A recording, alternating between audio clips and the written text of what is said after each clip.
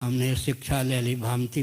महाराज श्री, एक निवेदन है कि वर्तमान में ये देखा गया है कि हिंदू धार्मिक स्थलों और तीर्थों में जैन समाज बहुत तेज गति से निर्माण कर रहा है।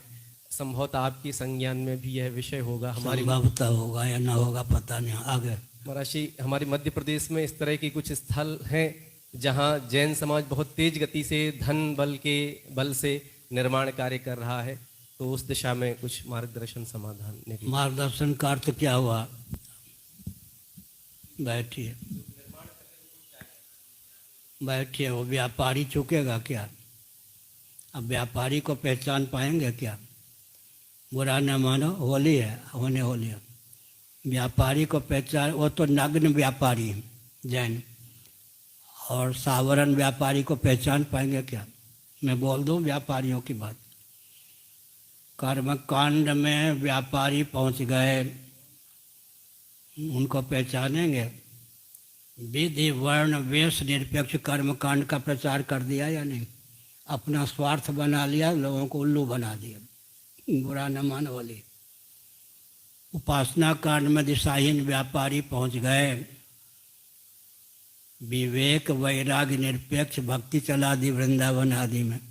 श्रुति सम्मत हरिभक्ति पथ संयुक्त विरत विवेक तेना चल नर मोहबत कल्पई पंथ अनेक। उपासना भी मारिका बन गई, स्मारिका नहीं मारिका। साधन चतुष्टय निरपेक्ष वेदांत चला दिया। इसलिए ईमानदार व्यक्ति ऐसे महात्माओं के चेले विक्षिप्त हो गए, बेईमान विषयी हो गए।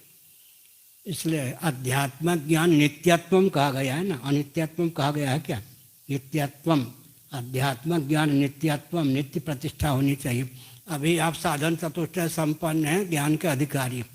ज्ञान मार्ग में भी, योग मार्ग में रामदेव बाबा खूब हंसते, हमारी बात सुन के आते हैं, खूब ठाका हमारे खूब हंसते हंसाते हैं, बुरा नहीं मानते। अभी भी प्रयाग में आए थे,